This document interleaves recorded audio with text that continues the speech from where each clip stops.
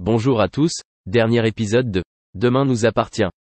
Notre actualité du jour se concentrera sur Demain nous appartient, spoiler, récapitulatif avancé des épisodes 1640 à 1644 sur TF1.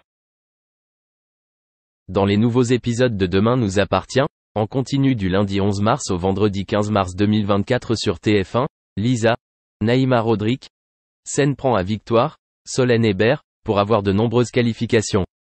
Les preuves seront retenues contre la femme médecin. La dernière semaine de mars, Aurore serait dans une mauvaise passe après une arrestation qui a mal tourné. Menacée, l'épouse de William réalise qu'elle est sous protection policière. Lundi 11 mars 2024 épisode 1640.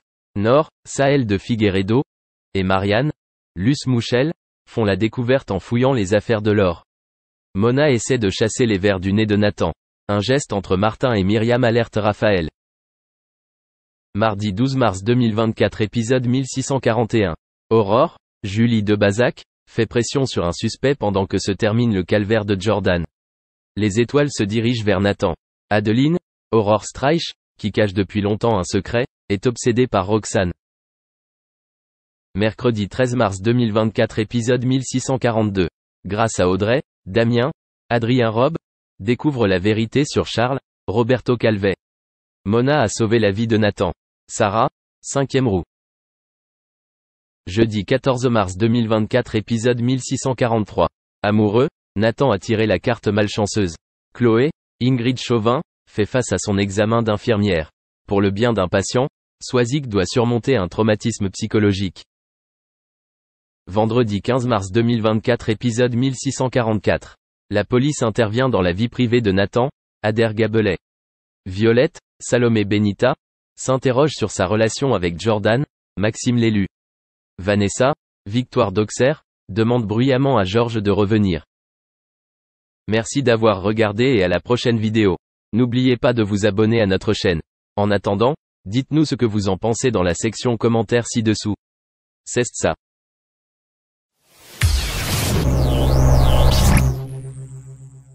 La diva canadienne Céline Dion est plus qu'un monument de la chanson.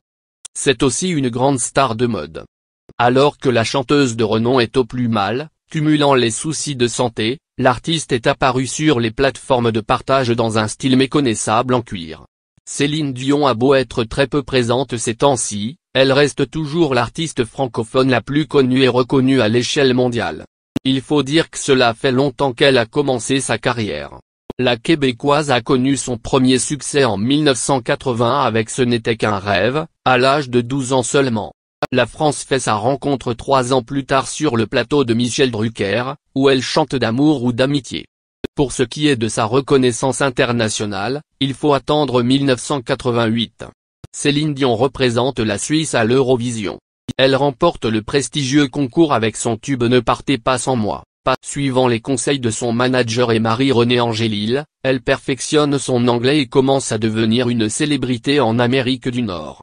Sa consécration arrive avec My Heart Will Go On, le titre de la bande originale du film Titanic de James Cameron.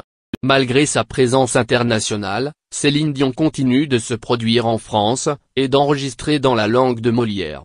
Son album 2, écrit par Jean-Jacques Goldman, reste à ce jour l'album francophone le plus vendu de tous les temps.